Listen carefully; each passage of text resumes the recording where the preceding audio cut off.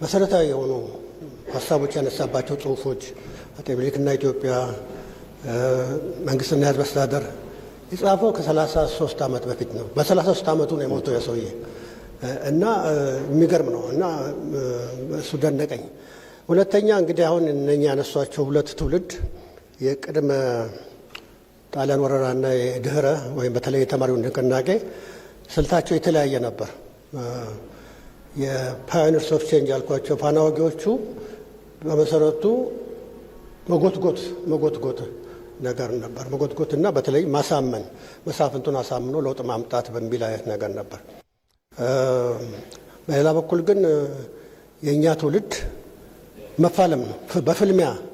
በፍልሚያ አዲስ ኢትዮጵያ መመስረት የሚል ነው። በመጨረሻም ያው አብዮቱ ከነ ግሳንግሱ መጣ እና ከዛ በኋላ ግን በመሰረቱ እንደዚህ አይነት የተደራጀ የምሁር ስብስብ የለም። ሳመክስታን ከዛ ከአብዮቱ በኋላ የተፈጠረው ሁኔታ ይህን አይነት ነጻ ሀሳብ የማንሸራሸር እንትን ቅስም የሰበረ ይመስለኛል።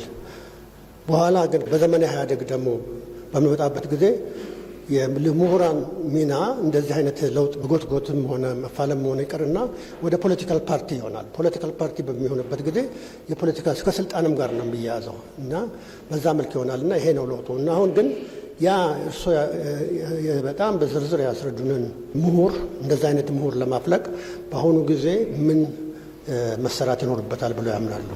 በመንግስት በኩልስ ምን አይነት እርዳታ ማድረግ ይቻላል ነው።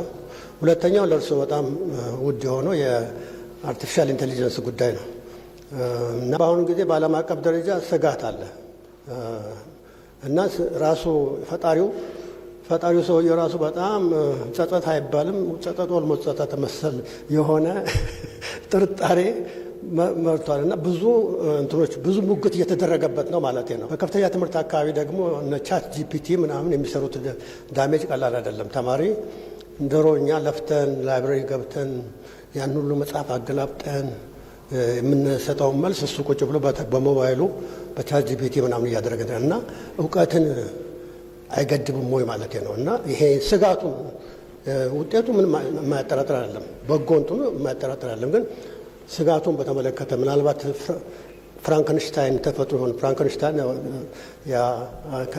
ሲመራመር ላቦራቶሪ ግብ ሲመራመር አንድ ሞንስተር ፈጥሮ ከዛ በኋላ ያ ሞንስተር አንቆ ይገለዋል እና እንደዛ ያ ስጋት ምንም አያሳስቦትም የሚለው ነው። እጅግ አድርጌ አመሰግናለሁ ፕሮፌሰር። በእንደዚህ ያለው አውድም መነጋገር መቻላችን ደስታ ይሰጠኛል። የመንግስት የስራ ኃላፊዎች የፖለቲካል ውይይት ከምሁራን ጋር የማድረግ በጣም ውስንም ቢሆን ካልቸሩ አለ።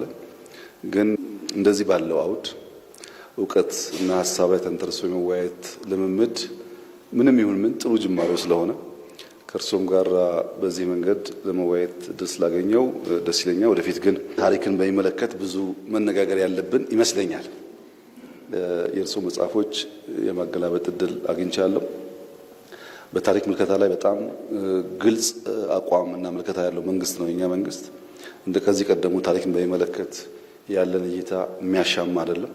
በዚያ ጉዳይ የሆነ ጊዜ ጠለቅ ያለ ውይይት እንደምናደርግ ተስፋ አደርጋለሁ።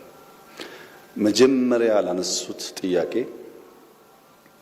የጎትጓችና ተፋላሚው ትውልድ ያሉት ያው የኔም ብያኔ በኔ መጽሐፍ እንዳዩት ነው። የእርሶም ብያኔ በከፊል አውቀዋለሁ። ዋናው ኢሹ ሲዝን ነው።